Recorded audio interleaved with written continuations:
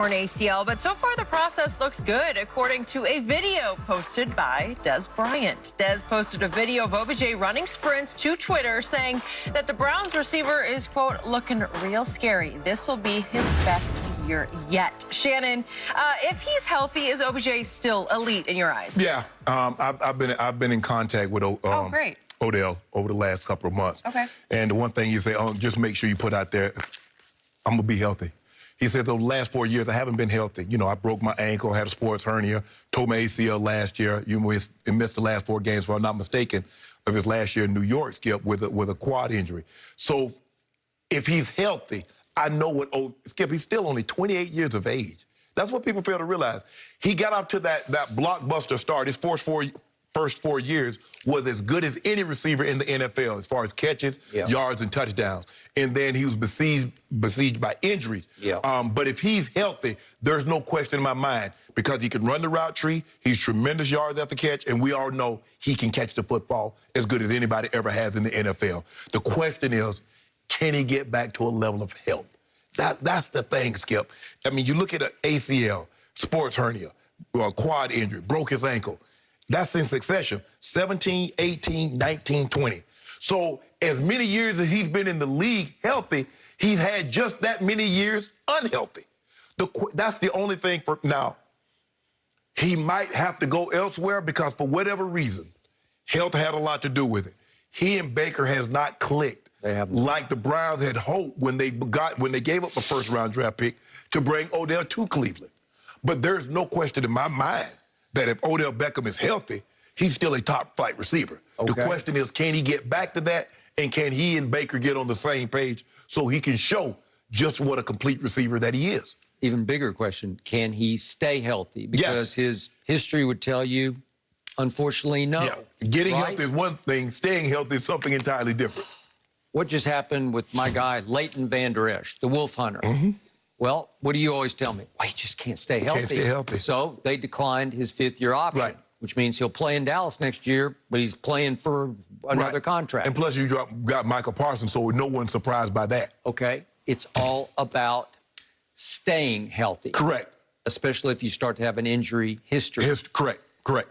Okay. So I appreciate the fact that you talked to Odell. I like Odell personally. I think he has a good heart. There's still a part of him that I hope can grow up and understand what matters in this game, because you did. Leadership matters. Some sacrifice matters. A lot of sacrifice matters at that position. A whole lot of sacrifice, where Odell wanted to be an NBA star, and you just can't be an NBA star in the NFL. No. It doesn't work at that position. It takes too many parts to make it successful. It's dependent upon 1,000 things that happen at the snap of the ball.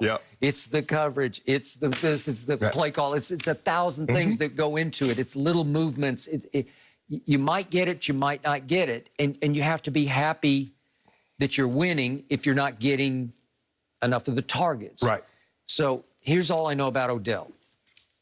Against my Dallas Cowboys in New York on a Sunday night, or New Jersey, obviously, on a Sunday night, he made the greatest catch in the history of catches. I'll still say it's the greatest catch ever. It was unbelievable. On Brandon Used Car, your favorite cornerback, right? And I immediately tweeted, that's the greatest catch ever. There's even a flag thrown on the play, okay? And that put rookie Odell Beckham Jr. on the national map. It might have put him on the international map, right? And that seemed to be the peak of his career. If you look back, you say, well, then what happened? Well, he had a lot of little minor incidents, like immaturity incidents, fights on the field, tantrums off the field, on the sideline. And the bottom line is that in games he's played during the regular season, his teams are 36 and 46. So he hasn't consistently been able to be a part of winning at any stage. He did make it to one playoff game, and we all know what happened before that playoff game. They ended up in Washington, and he invited two or three of the other receivers on the Giants to accompany him down to Miami for a day off and on South Beach, or I guess they were in Biscayne Bay on a yacht. Who was it? Was it Trey Songz or something? I forget. But the point was, it was not a good look. It got posted on social. And that was to get ready for a playoff game on the frozen tundra at Lambeau Field. And right away in that game, it's Eli versus your man, Aaron Rodgers. Big early third down. It's just a big early drop by Odell. And it hit him right in the hands, and he just dropped it. And that's no good. And here's the one in the end zone a little later where that's a touchdown, and he dropped it. Got to make it. You just got to make those plays. You can go to South Beach to get ready for a game on the frozen tundra if you play. Yep. You know, you got to make the plays, and he didn't make those two plays, and it looked bad. Yep. And then he blew up after the game and swung his helmet and knocked a hole in the wall of the walkway going to the locker room, the hallway.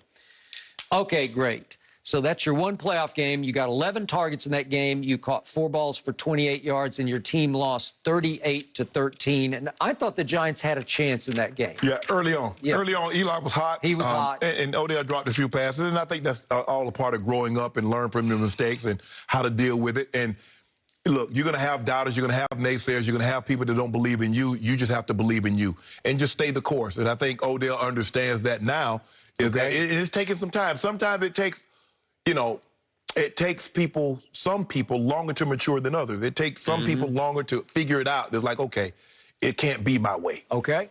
So what did we see last year? Week 7 at Cincinnati. Unfortunately, he got hurt.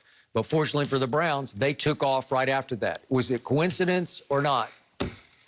I think Baker was force-feeding the ball to Odell because he idolizes Odell off the field. He thinks he's a superstar and loves to associate with him and hang with him. And in forcing him the ball, it just messed everything up for the Browns. Skip, I think the thing is, for me, is that I don't think they're as close off the field as you do. I think the thing is because Odell is one of the few receivers that can overshadow a quarterback. There are very few receivers that's ever been able to do that. He's one of them.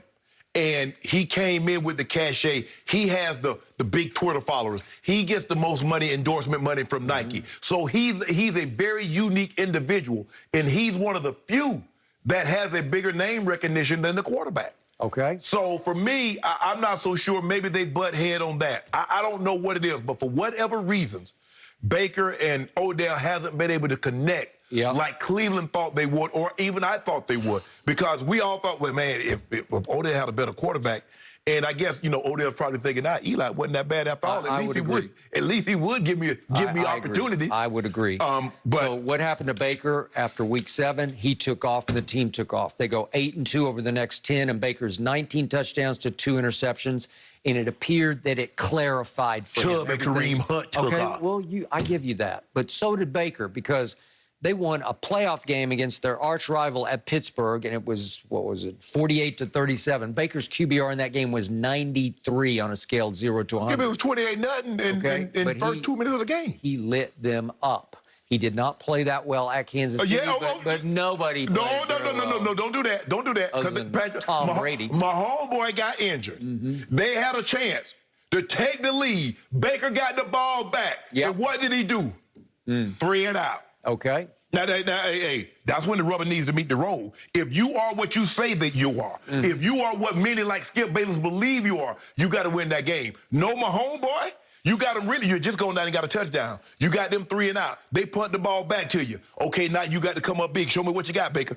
I saw it at Pittsburgh. I saw it all. 93. Skip. And he had his moments at Kansas City, but no, he did not come up big in the biggest moment. But it's hard to win there in the cold at Arrowhead. Oh, I don't know about all that, because I did it. I don't know how hard it is. Yeah, but it's hard to beat Henny given Sunday because he was hot. Yeah, look at that. He made the plays. Skip, you had the ball. Down 5. You got the ball.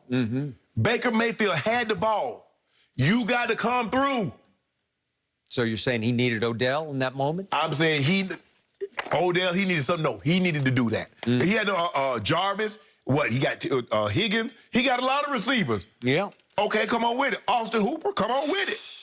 Cleveland is the most loaded team in that division on paper. I think even you agree with that. They had a great draft. They had a great free agency. What's not to love?